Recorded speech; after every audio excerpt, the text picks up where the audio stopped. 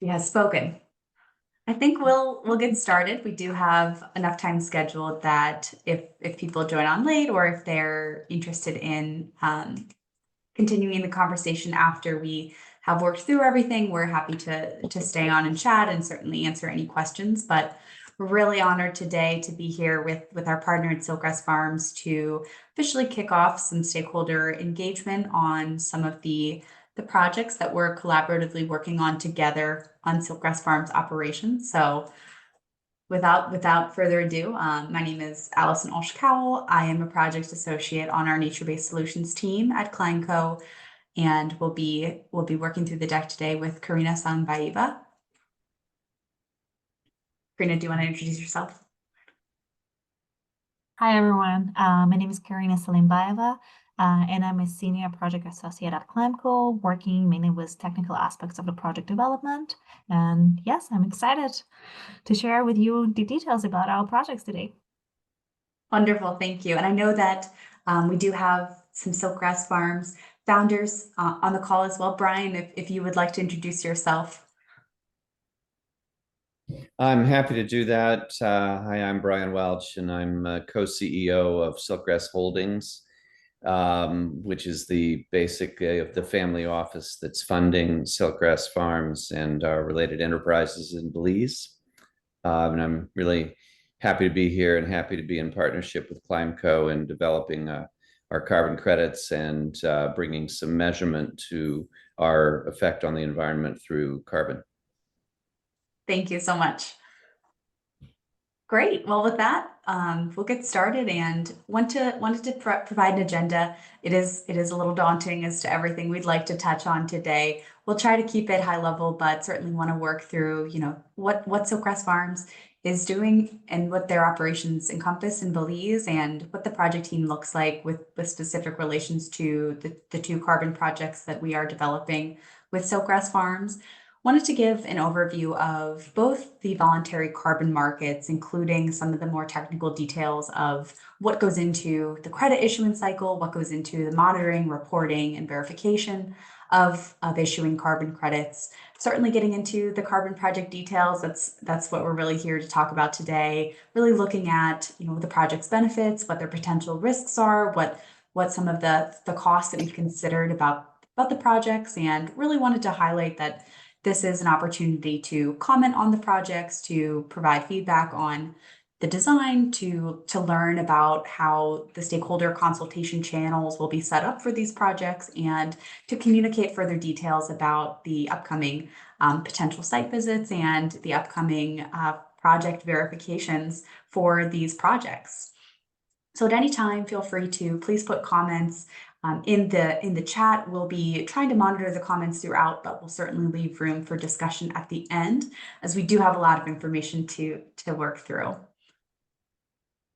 With that, Brian, I'd love for you to chime in here just to give an overview of what Silkgrass Farms is and really all of the positive environmental impact and social impact that you're doing in Belize.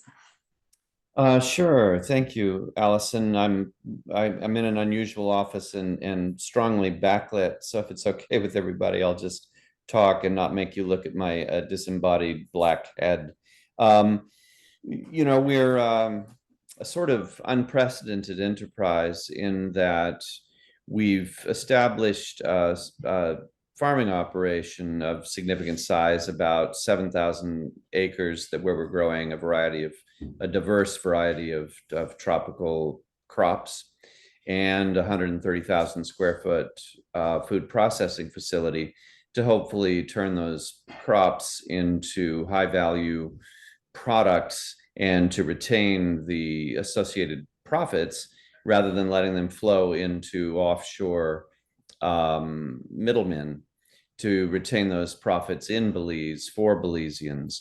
The whole enterprise is being set up to provide perpetual support to a 24,500 acre wildlife preserve that is adjacent to the main farm at Silkgrass and was part of the first real estate acquisition that the enterprise made.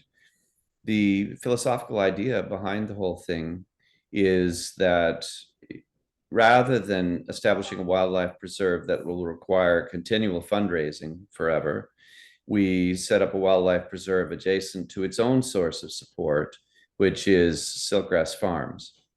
And the Mandy Cabot and Peter Kellerup and Henry Canton set out on this journey and created this enterprise, not with the expectation of financial return on a very significant investment, but with the idea of establishing something that can provide an example to other people of means for how one can set up an enterprise that can be self-supporting and have a positive social and environmental impact, a very large, I think, positive social and environmental impact that will benefit the natural environment and the people of Belize, and particularly communities surrounding our farms, forever, based on its own efficiency and its own success as a business enterprise.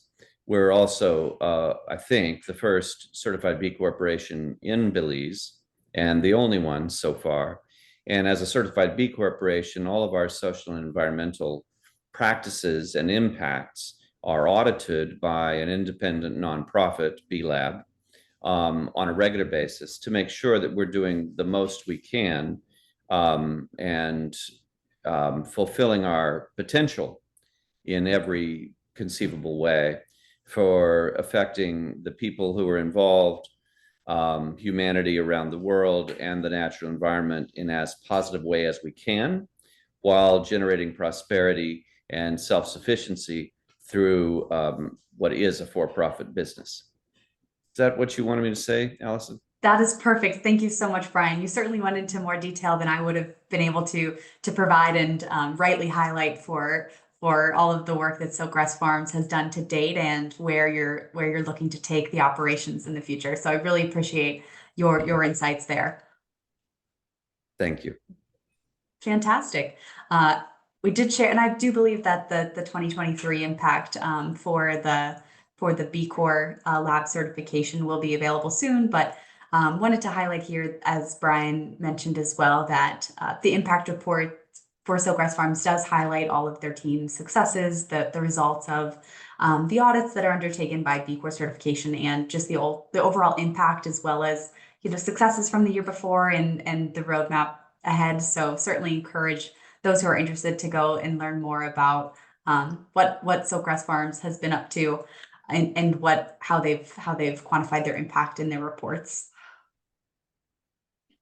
Fantastic. So just to keep going on with the project team, we are with ClimeCo, and ClimeCo has a mission to advance the low carbon future and restore nature with market-based solutions. So what does that mean? Ultimately, our team is really focused on providing our partners with guidance on project development, on decarbonization efforts, on ESG and policy advisory. And really, we're hoping to create value for both our clients and our partners and the planet in every step of their sustainability journey. And one way that our team particularly does that on the nature-based solutions team is to partner with organizations and companies that are looking to develop projects that can quantify their carbon reductions or their carbon removals and turn those into carbon credits that can be brought to the voluntary carbon markets for sale.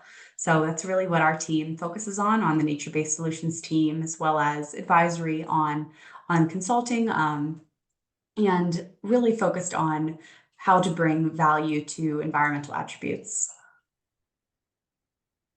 Just an overall picture here of some of the main services that we offer our partners. Our team really falls into the environmental credit solutions, as I mentioned before, in the voluntary carbon market, and that is the avenue that we'll be discussing today with regards to the voluntary carbon market and the Vera registry in particular.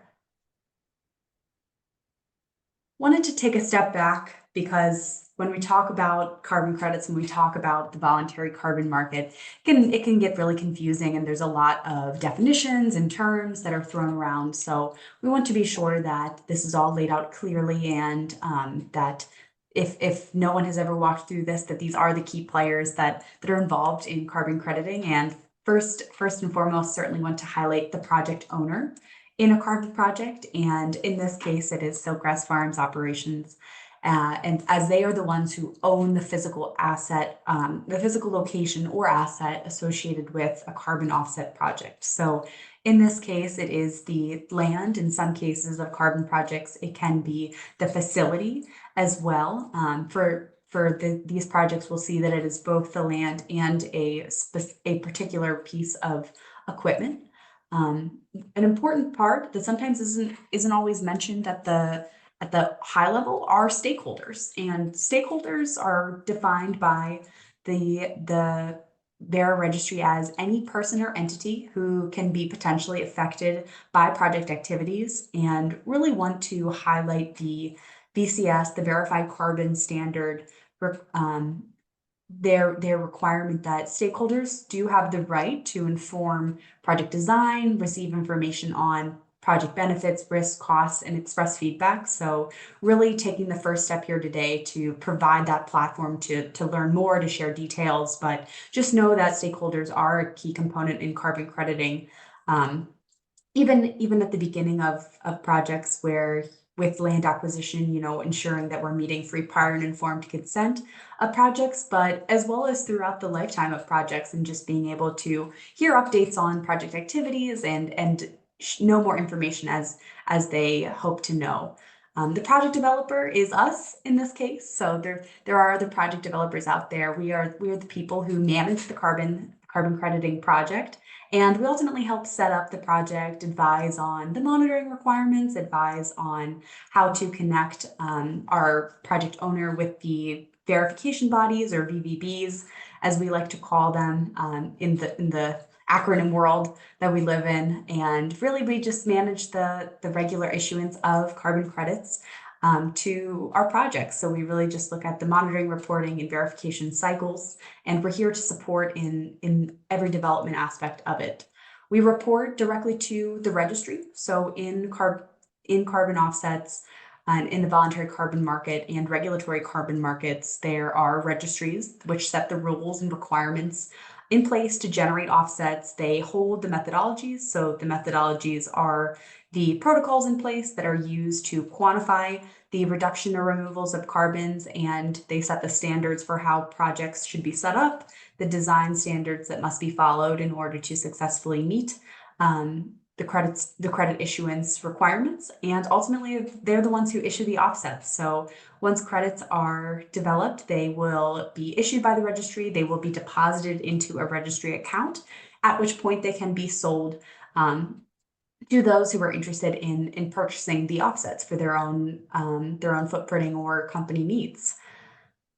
This is all regulated, of course, by the verifiers, or the VVBs, as I mentioned before. They are accredited by the registry, and there are many registries out there. Wanted to give a sampling for those that are out there, such as Verra, Gold Standard, the Climate Action Reserve, the American Carbon Registry.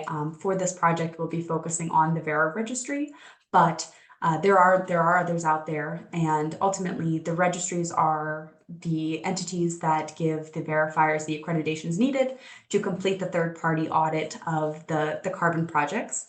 And ultimately, the credit seller is the one who is transacting the credits once they're deposited into the registry account. In this case, it's also ClimeCo. As part of our core businesses, we do provide carbon credit brokerage and transaction services to our partners and clients to sell carbon offsets to interested buyers. So those are the key players, and just want to keep those in mind as we keep working through details here. Great. So with all that being said, what ultimately is a carbon credit? And so you might hear them, be referred to as carbon offsets. Ultimately, they represent 1 metric ton of carbon dioxide equivalent, CO2e, either avoided from entering or removed from the atmosphere. So that's where we really get into whether a credit is labeled as a reduction or whether a credit is labeled as a removal.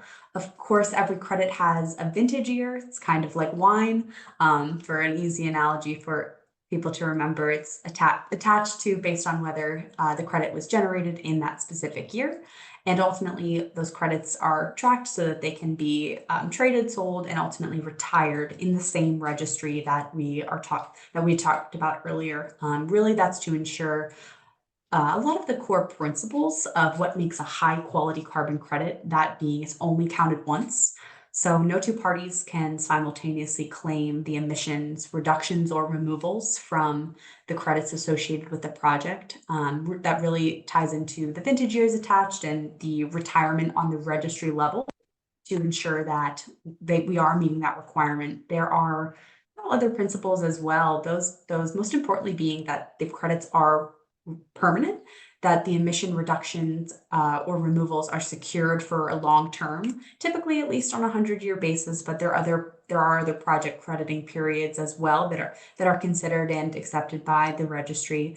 We always, of course, make sure that they are real, that we are using quantification based on accounting standards, based on the methodologies approved by the registries, and that our quantifications are conservative and based on real-time data. These, of course, are then verified by our verifiers to confirm all the claims and calculations are accurate. And trust me, they do look through every little detail and quantification in the process. And also, of course, really important here that they are additional, and that meaning that the project activity is considered beyond business as usual, and would not happen without the project. So really ensuring that this isn't an industry standard by any means, and ensuring that there are barriers to the project happening, whether that be financial, whether that be technological, and just ensuring ultimately that all of these core principles come together to ensure that all carbon credits that we are producing from our projects do meet this distinction of high quality, and that we are respecting the rights and values of project stakeholders, and that ultimately we can stand behind the claimed impacts of the carbon credit projects.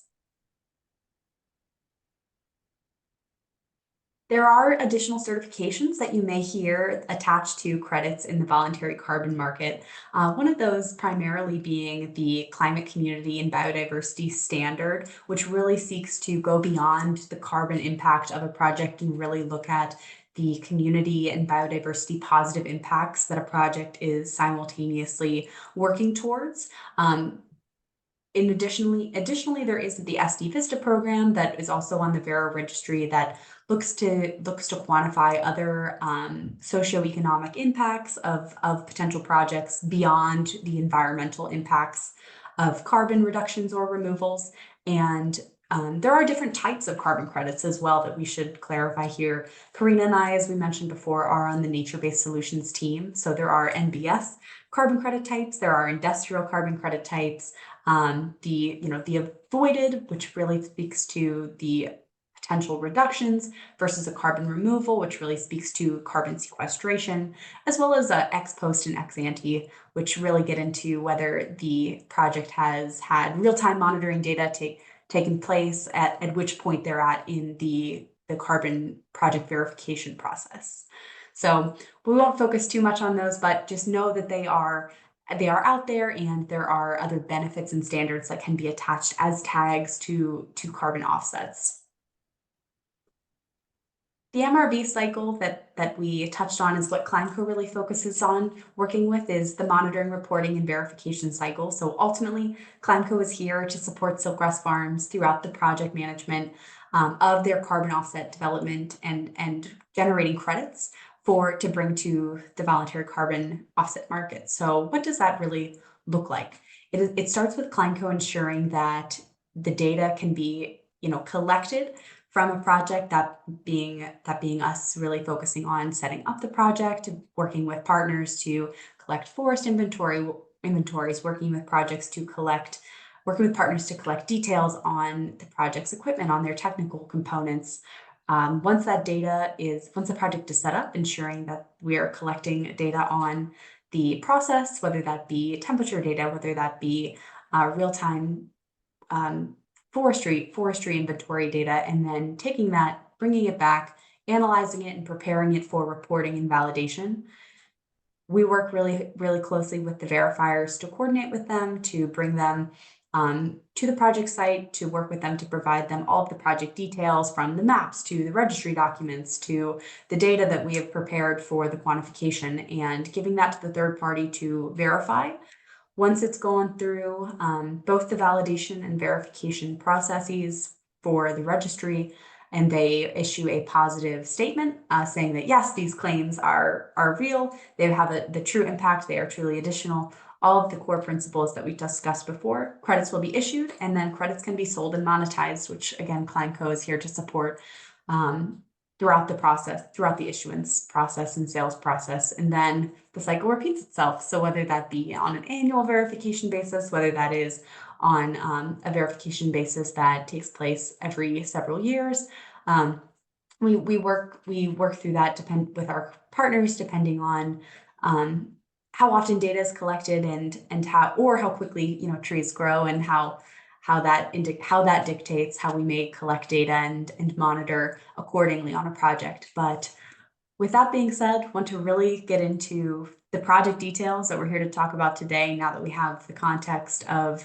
what is the voluntary carbon market and what are some of the key components that go into carbon projects. So I'll kick it over to Karina to really get us into the good stuff.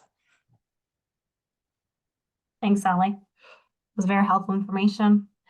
Yeah, let's talk about the project details. So as Ali has mentioned, registries play a crucial role in carbon crediting. They set rules and requirements for carbon credits projects to ensure they achieve measurable and high integrity outcomes. So in our case, we're going to be registered under VERA. And to be precise, we're going to go under the Verified Carbon Started, or VCS program. It is a leading global certification standard for voluntary carbon offset projects that provides a robust framework for independent validations. So as you can see here, it is an independent nonprofit organization located based in the United States, and it covers all activities associated with generating greenhouse gas emission reduction and removals.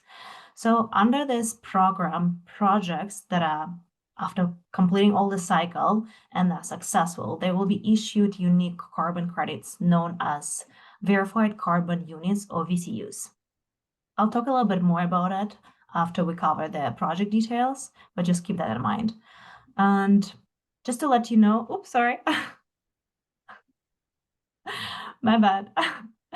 Just wanted to let you know that as project developers, we will be interacting with VERA to list our projects registered and issue VCUs. VERA staff will be responsible for reviewing our project's documentations and overseeing validation and verification bodies to ensure the integrity of the projects. And as Ali mentioned, they check everything very precisely.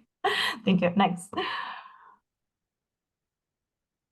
All right, on that note, let me tell you about our first project, which is RED+, Avoided Plant Deforestation. The project activities will be focused on avoiding plant deforestation of a subsection of 24,500 acres of tropical forest within the project boundaries to maintain an essential wildlife corridor and to protect biodiversity. So over 30 years credit period, we plan to generate 579,748 credits using VERA methodology VM7. So this specific methodology falls under the RED+, which stands for Reducing Emissions from Deforestation and Forest Degradation. And as a part of a commitment to our ecological integrity, the Grass Wildlife Preserve will employ at least 2 rangers to patrol the land and ensure there is no illegal poaching, logging, or fishing within the project site. And that being said, let's move to the next slide.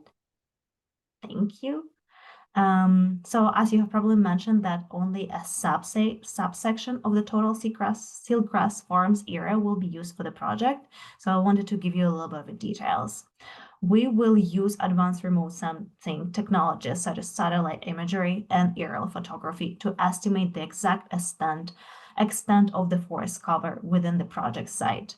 And we will conduct then ground service and field assessment to validate our remote sensing data. This hand-on approach will help us to verify the presence of the key vegetation types and confirm the ecological integrity of the project area. And I want to let you know this is all currently, we're going through all of the details right now, and we'll keep you updated on that. And through this rigorous assessment, we hope to ensure that our project aligns with the highest standard of forest conservation and preservation, and that we meet the best additionality scenario. All right. Thank you. Thanks. And now about the biochar project. So we're also working on developing biochar project, which is a crucial component of Grass Farms sustainability efforts. And before I go into details, I wanted to let you what exactly biochar is. Biochar is a form of a charcoal that is produced through the process of pyrolysis, which involves heating biomass in the absence of oxygen. This process not only converts organic matter, such as agricultural waste, into a stable carbon-rich substance, but also captures carbon that would otherwise will be released into the atmosphere as a greenhouse gases. So lots of details, lots of technical details. Perfect. And then I wanted to let you know that Grass Farms is currently working on installing a pyrolysis unit for the production of biochar, and the feedstock will primarily consist of the agricultural waste associated with the farming and for food processing operations, including citrus fruits, coconuts, cacao, and other tropical vegetations. The specific biomass will include coconut shells, wood chips, husks, grains, and more. The system is designed to process up to 24 tons of biomass feedstock daily, and we are gearing up to kick off operations in April 2024. Grass Farms intend to use the biochar as the soil amendment to support the regenerative farming operations, and we're committed to ensure that our feedstock won't travel greater distance than 200 kilometers at any point throughout their life cycle. Right, next. Thank you. All right, just wanted to let you a little bit of a review of the carbon credit generations. So previously, as you remember, I have mentioned what is exactly VCUs. So it's a 1 metric ton of carbon dioxide equivalent removed from the atmosphere that has been verified by validation and verification body. So I'll repeat myself here. For the RED Plus project, it is estimated to get 579,748 over 30 years period, whereas biochar project itself is estimated to yield around 45,500 VCUs over a 7 years time frame. ClimeCo will be selling the VCUs on the behalf of the Grass Farms to the companies that need to reduce the emission at negotiated price. So hopefully you do remember the chart that Ali has provided us with in the beginning. And moving on to the next slide of the carbon credit value share. Thank you, Ali. Want to let you know that founders intend to dedicate all the economical benefits and proceeds from the Grass Farms enterprise to the Belizean people and the natural environment. The founders are currently financing the growth of the farm with the intention that this enterprise will eventually produce enough profit to sustain itself without necessity of outside funding. To this date, the funding of the project has been provided in the form of grants from the U.S. private foundations. After the tax profits from the Grass Farms carbon credits, the share will be used to support the goal and operation of the Grass Wildlife Preserve. Right, and now I'll talk a little bit about the risk, cost, and benefits. And starting on again with the RED Plus. So let's start with the benefits. Our RED Plus project directly contributes to the global climate change mitigation by preventing deforestation and thus the release of stored carbon dioxide into the atmosphere.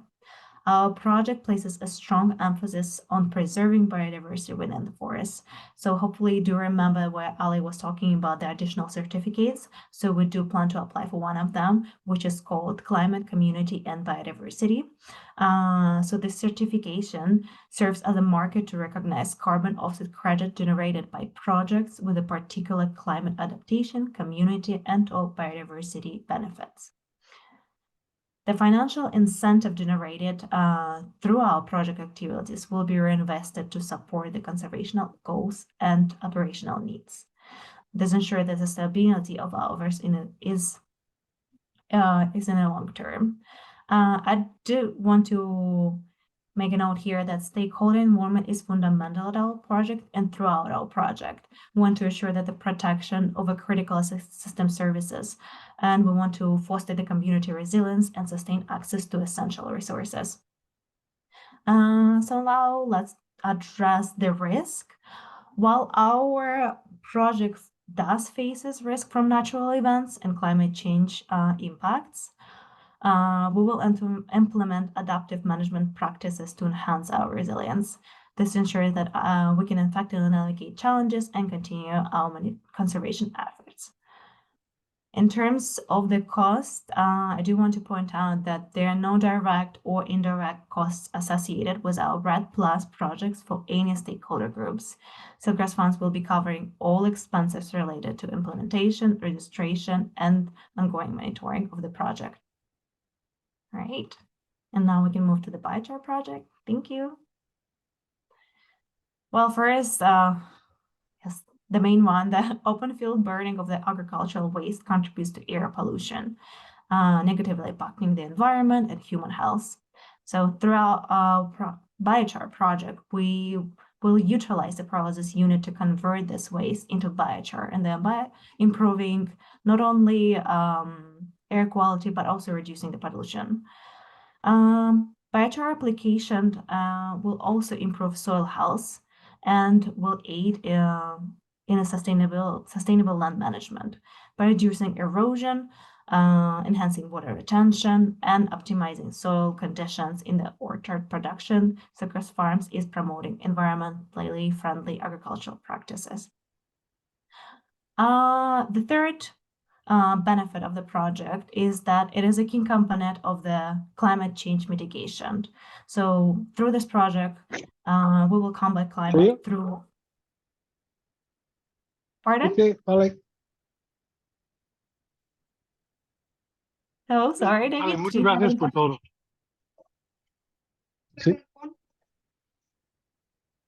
Está bien. Estaba como trabado Sí. y me dio miedo. Karina, I muted them, but I can unmute as needed. I think they were accidentally. Yeah, I think so too. Thank you. Yeah, so the third benefit of the biochar project is basically combating the climate through the production of biochars, a process that sequesters atmospheric carbon and stores it in a stable form. And the main one and the final one, our biochar project isn't only about the environmental conservation, it also generates additional self-employment opportunities for members of the community. And while this project also does have some risk, especially while operating the pyrolysis unit, we have a comprehensive measures in place to mitigate them. So first, Seagrass employees will receive a thorough training, and the second, an operational safety manuals and first aid will be readily available on the site. And similar to the RED+ project, there are no direct or indirect costs associated with the project for any stakeholder groups. Grass Farms will be covering all expenses related to implementation and registration of ongoing monitoring. All right. And I believe that's it for me. Great. So I'm gonna give the floor back to Ali. She'll Thank talk a you little so bit more much, about Karina. the status. Thank you so much. The projects are very different in nature, but they're very similar in other elements in that they are utilizing the same registry, so they follow similar processes, they follow similar standards and requirements of of the registry in generating carbon credits, but definitely different project types and different monitoring and reporting needs accordingly. But wanted to highlight that both projects are currently in step 1 of sort of our standard project status flowchart, which we presented below. So step 1 being the design of the carbon projects. So thinking back to the MRV, the monitoring, reporting, and verification process being the before the data collection even, it's just the design of the carbon projects. So as such, we really encourage the submission of feedback and just even informally, if you'd be willing to reach out and share just on both of Silkgrass's carbon projects design and implementation plans as we've presented today. We really do encourage that to ultimately enhance the design of the carbon projects and hear people's thoughts from the stakeholder perspective. Within that, we will be moving shortly into the project implementation and monitoring. So that will kick off the official data collection of the project so that we can quantify the carbon reductions and removals associated with the project types, as well as really start to monitor and put some qualitative and quantitative parameters on the community and biodiversity benefits that are associated with the projects outside of just the carbon benefits. We'll move into the registration of the project on the registry and then undergo that third-party audit through the verifiers. That's sort of the middle step of the process, and then continuing with ongoing management and verifications, and ultimately ending in credit issuance and sale of credits. But as we've seen before, this is not linear, it's definitely circular, although we won't go back to step 1 with the design. We'll just continue on with the monitoring, the registration, management, and ongoing credit issuance. So again, both projects are different, but we're both at the same step here of designing the carbon projects, ensuring that they are meeting the standards, and ensuring that they are in a place to issue credits come that verification time. One component of VERA that we really wanted to explicitly highlight within the VCS standard is the grievance redress procedure requirements. And that sounds really ominous in just how it is laid out. But ultimately, the VCS program requires that all projects do have a 3-stage grievance redress procedure in place to ensure that stakeholders, again, defined as any entity or individual that could potentially be affected by the project, has that consultation channel to share concerns related to any project activities. And this doesn't even necessarily need to be, a grievance or a concern. It can certainly be the same channel used to share positive feedback or questions or inquiries about the project design. We do have a multimodal way for that consultation channel. All grievances or feedback is requested to be either written up at the Silkgrass Farms field office or online on their website to come.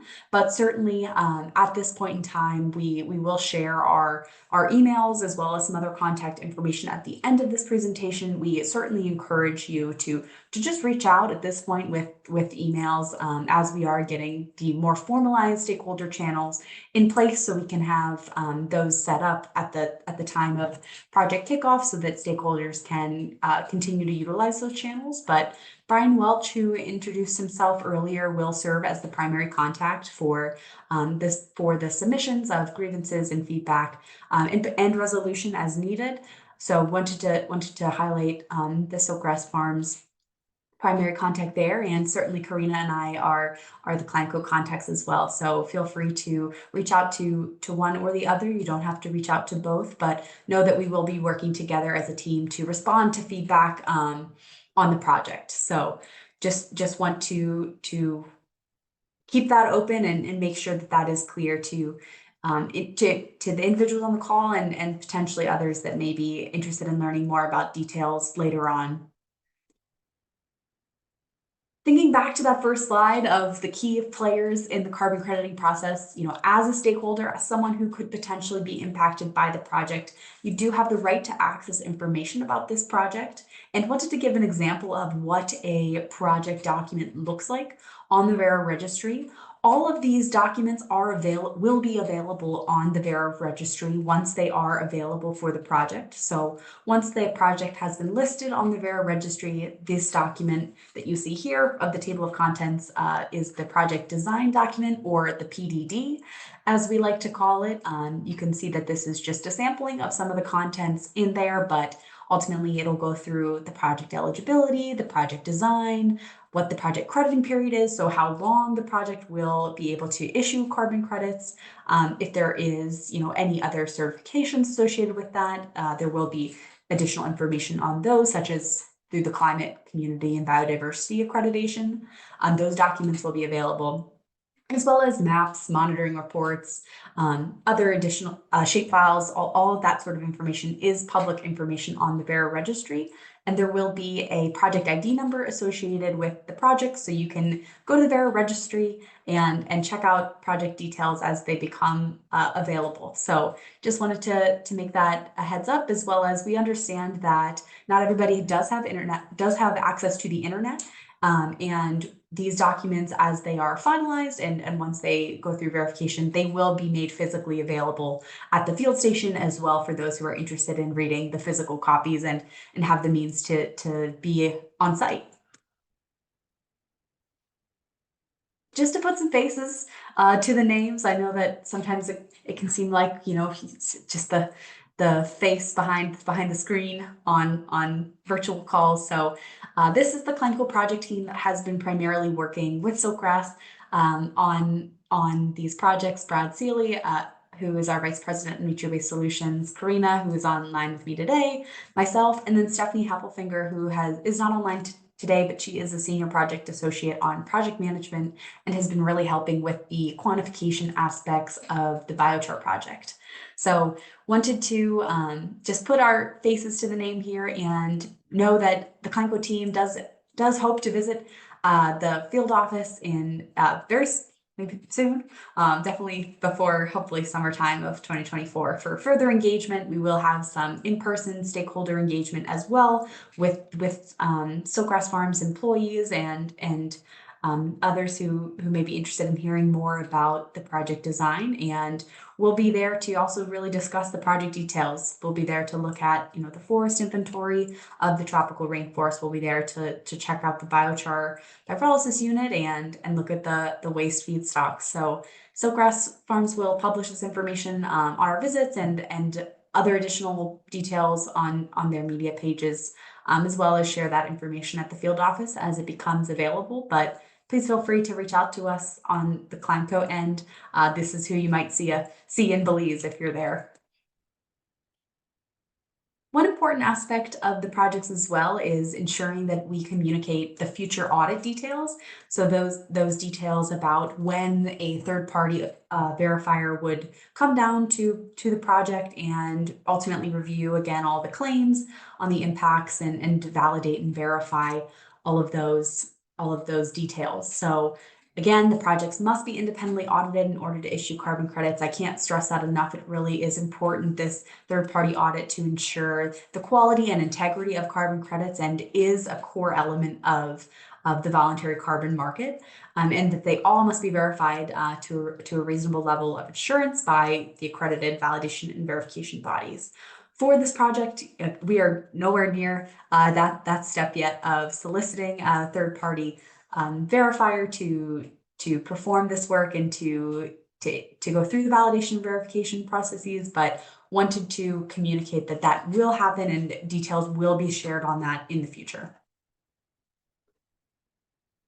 Again, the details will be shared, but wanted to just really end this because we started with the definitions, we'll end with definitions. But the validation is really defined as the independent assessment of the project by a VVB to determine whether the project conforms with the registry's rules and evaluates the reasonable likeliness that a project's claims are supported by the future activities to take place. Whereas the verification is defined as the independent assessment by a VVB. It can be the same or different. Likely for both of these projects, it will be the same validation verification body that the the greenhouse gas reductions or removals have occurred as a direct result of the project activities. So for projects, it is allowable to undergo both joint validation and verification at the same time, where the verifiers are looking at how the project has conformed with the standards and how it's meeting the registry's criteria and how it has actually met those environmental and specifically carbon claims on the reductions and removals. But wanted to just break down further in the audit that the verifiers will be both validating and verifying the project's claims and their impacts that will be ultimately quantified by the issuance of carbon credits. That being said, I know we had a ton of information that was presented today on a wide spectrum of information spanning from the voluntary carbon market to the really technical details of what ClimeCo does to the incredible details of what Silkgrass has accomplished within their operations, and where we hope to go with these two projects really focused on tropical rainforest preservation and sustainable waste management. So with that being said, we do have our information presented up here. Feel free to reach out to any of us, one of us, all of us. We're happy to answer questions, field concerns, answer any inquiries on project details. I did delineate out that I may be the best contact for the biochar project details. Karina would probably be the best contact for the forestry details, and Brian is likely the best contact for anything operations-wise. But again, please, stakeholders are encouraged to reach out with any questions, comments, or concerns, and we are here to keep an open line of communication on the project details. So really appreciate everyone's time today, and with that, we will open up for questions. I have not been monitoring the chat, so I apologize for that if there are questions in there, but happy to just have people speak up and chime in.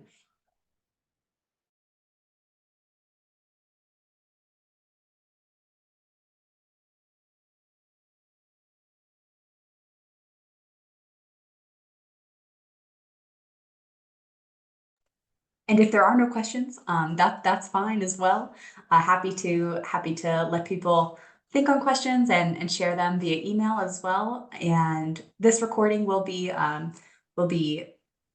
housed on Silkgrass's website, so that will be available for future watch as needed. So Adam. this is David Santelli, and I have a farm in southern Belize. I have a quick question. Actually, I have two questions, if you don't mind.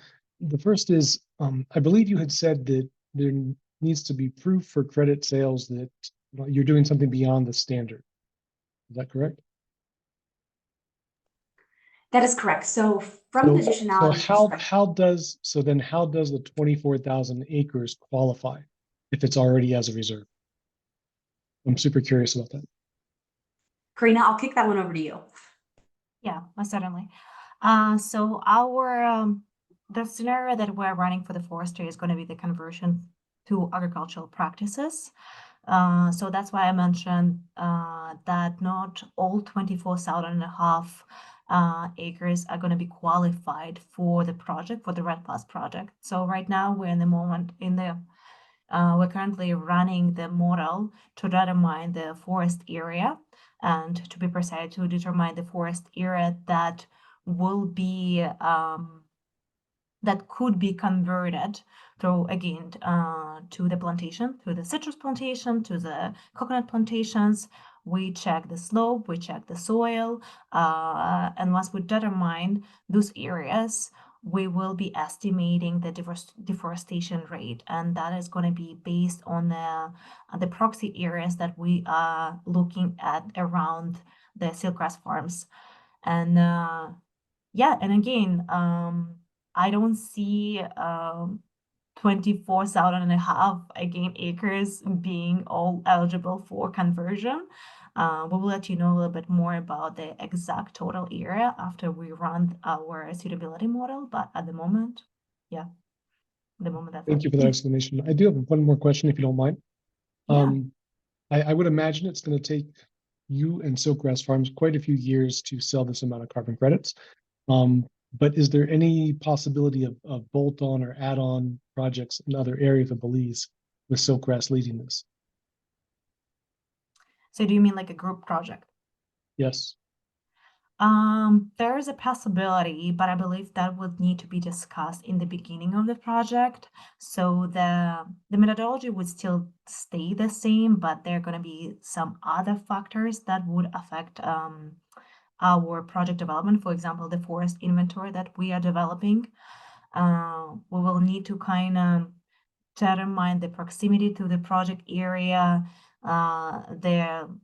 the areas that would potentially would like to join the Siltgrass Farms project would need to have similar forest type, similar additionality, and again, that would all need to be kind of discussed before the project starts. But there is a possibility to develop a new project later on. There are no requirements on the area. You just need to set up a main project proponent that's going to start the project development. And after that, we can just start adding different areas that are also under threat. Great, thank you. Yeah.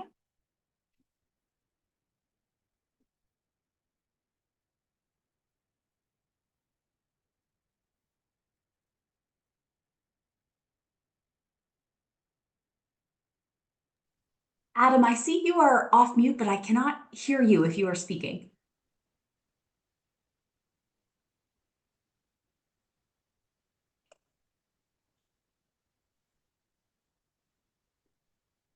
Feel free to also drop any comments or questions in the chat as well, and we can read them out loud.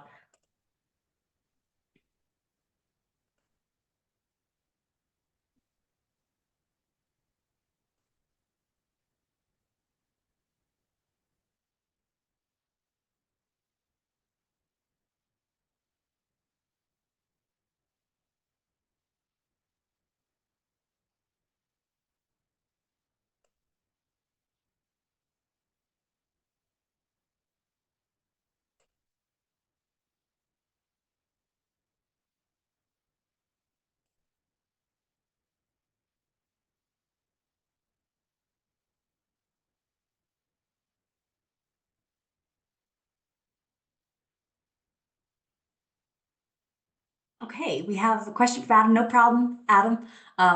Zoom and Teams love to have technical difficulties with the microphones and cameras at random times, it seems. So, question is, what time scale is the project from start to finish? Understanding you're in step one. That's a great question. I can start, I guess, with the biochar element of the project and really understanding what the scale looks like from that project, as it is a little bit different from the crediting period perspective from the registry. Is ultimately Siltgrass has been working closely with the pyrolysis unit provider to get the equipment installed on the property. So that has taken several months. And, there will be a bit of a lag time from once the equipment is set up on the property and the correct training has went underway so that employees know the operational risks and they understand the potential risk associated with the running of the pyrolysis unit. But ultimately, from that project perspective, depending on however many months it takes, whether that be 6 months to a year to get the equipment set up and installed, ultimately then the monitoring process occurs on an annual basis. So we would look at, let's say the first day of the project is the start of biochar production. We would then go one full calendar year of quantification and collecting data on the waste feedstocks that were input into the system, quantifying how much biochar was produced, looking at the temperature data, all of that. And then we take that year, we quantify it, and we go through the verification process. All in all, I would say from the very start of a project, for this project, it would likely take 2 years to have everything set up and have the first carbon credits issued for the process being, let's say, the first year being just step one, that project setup, and then the second year being working through the rest of those steps. I'll kick it over to Karina for a little bit more on just the crediting period aspect for the forestry development. Yes, great, thanks. So the timeline for the forestry for the Red Plus project is a little bit different. We are estimated to issue credits in early 2024. So again, we are on the step one, but we are also so we're like in a step one, which is a data collection, but we're also in a step of the forest inventory. And once we get this data, things will go faster. Of course, it also depends on how quickly we get to contact the VVB, how quickly we get the response from the registry. There has been some slowdown, but after that, again, after getting the forest inventory, it should be quite quickly and should get our credits in 2024 again.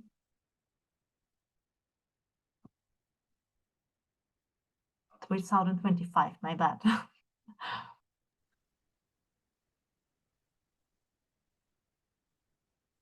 Great. Well, I really appreciate everyone's time today. Thank you, Adam. We are also excited to see how the project brings some community and biodiversity impacts in addition to the carbon benefits of the project activity. So really appreciate your feedback on that, and really glad to have you all join.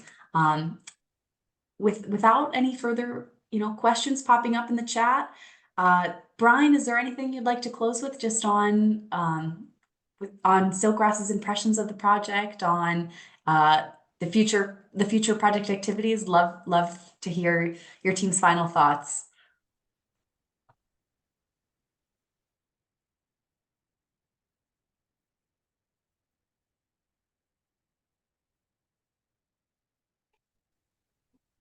It's all right. We might be having the same microphone tech issues on their side as well. That Okay, Adam let me try again. There we go.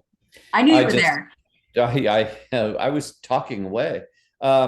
Just thanks to ClimeCo for this very informative meeting, and thank you to all of you for showing the interest and joining us. And please don't hesitate to reach out directly to us as you have questions or you want to chat. We're very excited about the possibility of monetizing our conservation activities in this way.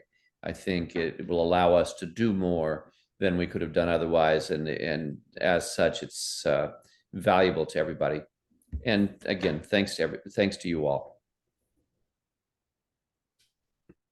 Thank you so much, Brian. With that, we'll end it a little bit early here. Give back everyone 30 minutes of their day. And again, this recording will be made available. Feel free to share it with others that you feel may be interested in the project activities and in the information, and looking forward to hopefully hearing some additional feedback. So thank you, everybody. We'll end the recording now, and enjoy your Wednesday. Thanks, everyone.